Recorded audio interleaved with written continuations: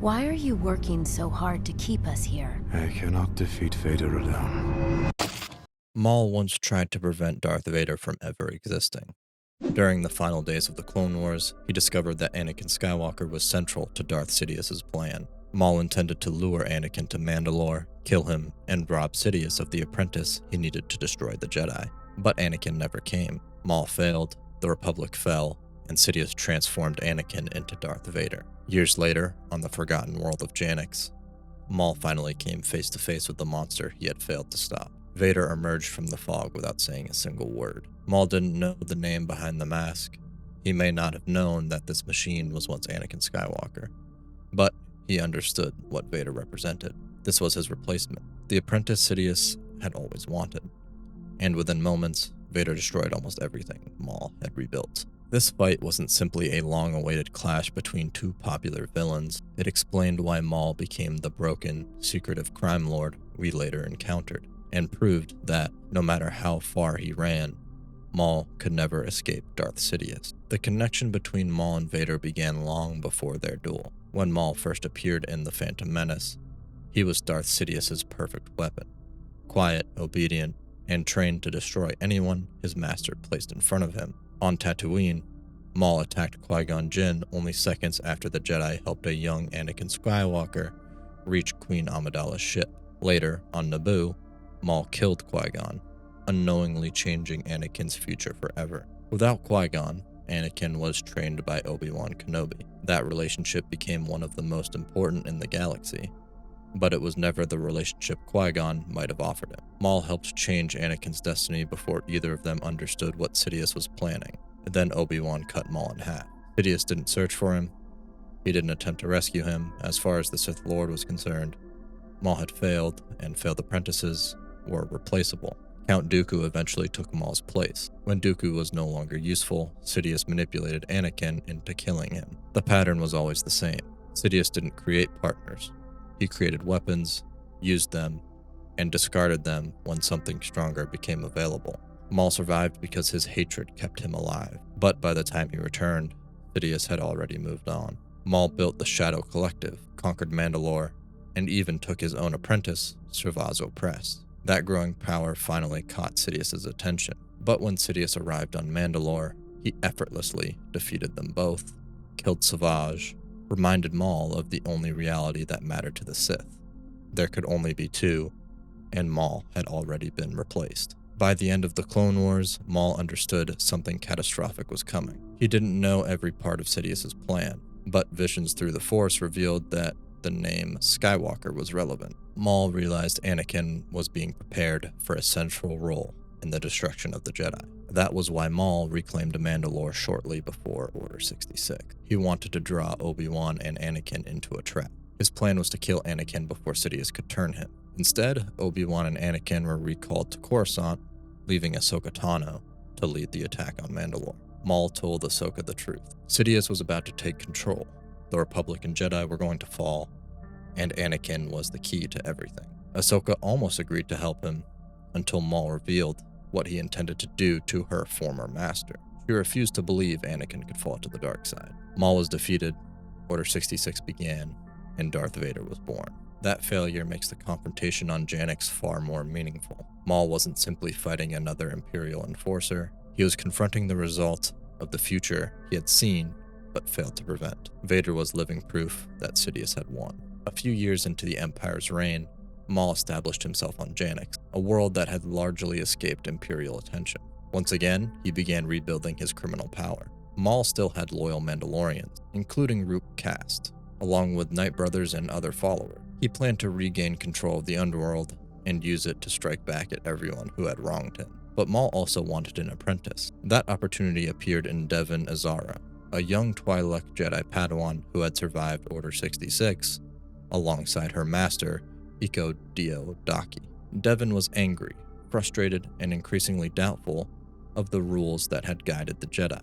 Her master wanted to remain hidden and follow the old teachings. Maul encouraged her to use her anger, reject restraint, and become more powerful enough to shape her own destiny. Across the season, Maul secretly was training her. Every confrontation, every temptation, and every moment of fear was another lesson. The Empire eventually discovered Maul's presence. Inquisitors descended on Janx to capture him and hunt the surviving Jedi. But Maul was more dangerous than an ordinary fugitive. He was a former Sith apprentice who knew Sidious, understood the dark side, and controlled the beginnings of a new criminal empire. The Inquisitors weren't enough, so Vader came personally. Vader's entrance tells us everything about the coming fight. He doesn't threaten Maul, he doesn't explain why he is there, he doesn't even introduce himself. All we hear is his mechanical breathing. Maul is visibly shaken. This is the character who survived being cut in half, fought Obi-Wan Kenobi repeatedly, challenged Darth Sidious, and watched his own brother die. But the sight of Vader makes him hesitate. When Maul attacks, he is immediately driven backward. Daki and Devon join the fight, while Maul's allies provide blaster fire. Vader deflects their attacks with almost no visible effort. Maul is already injured, and Vader quickly targets his damaged cybernetic leg, sending him to the ground in pain. The survivors retreat through the ruins as Vader continues pursuing them. He doesn't fight like Maul, with wild acrobatics and consistent movement. Vader is controlled and extremely precise. He appears to know where each strike is coming from before it happens. Even when Maul and Daki attack together, Vader overwhelms them. He breaks Maul's guard, strikes his wounded hip, catches his weapon with the Force, and throws him aside. Maul realizes they cannot win. That is when he makes the decision that defines the entire confrontation. As Daki returns to the fight and Devon struggles nearby, Maul uses the Force to push the Jedi Master toward Vader. He abandons the man who had been fighting beside him, leaving Daki alone against the Sith Lord. Vader kills him. Maul doesn't betray Daki simply because he needs time to escape. He watches what Daki's death does to Devon. Her grief becomes anger, and that anger becomes exactly what Maul has been trying to unlock. Vader tears through Maul's forces. Rook Kast is killed, Daki falls, and Maul's newly rebuilt syndicate is effectively destroyed. Maul survives, but he doesn't survive by defeating Vader.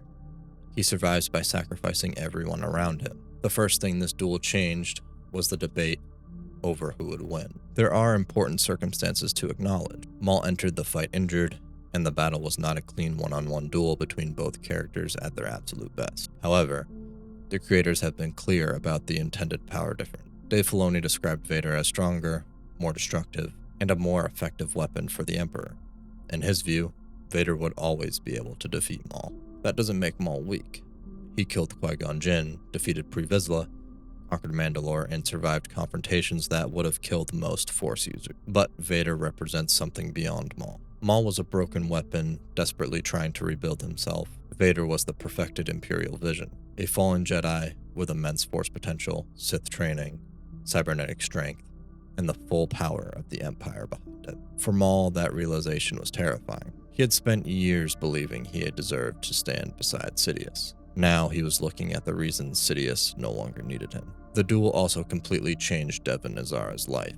Before Vader arrived, Devon remained caught between two possible futures. Daki represented the Jedi path, patience, discipline, compassion, and faith in an order that no longer existed. Maul represented anger, independence, revenge, and the promise of immediate power. Vader destroyed the balance between those choices. After Daki's death, Devon was consumed by grief and rage. By the end of the season, she chose to leave with Maul and accepted him as her new master.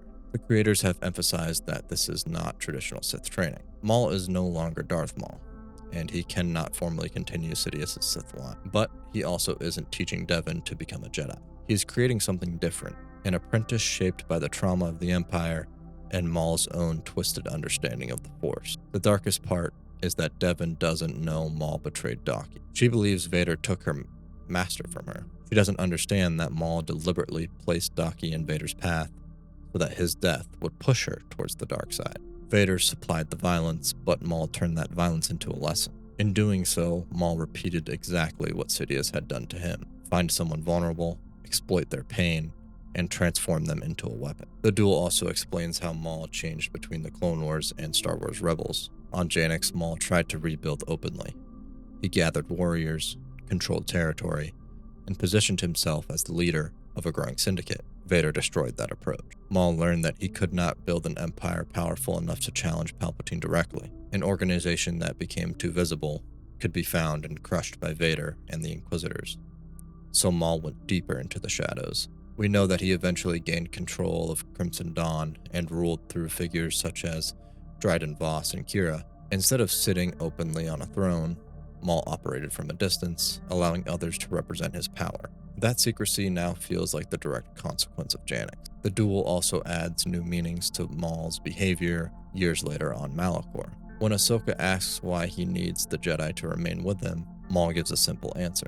He cannot defeat Vader alone. Now we know that wasn't an assumption.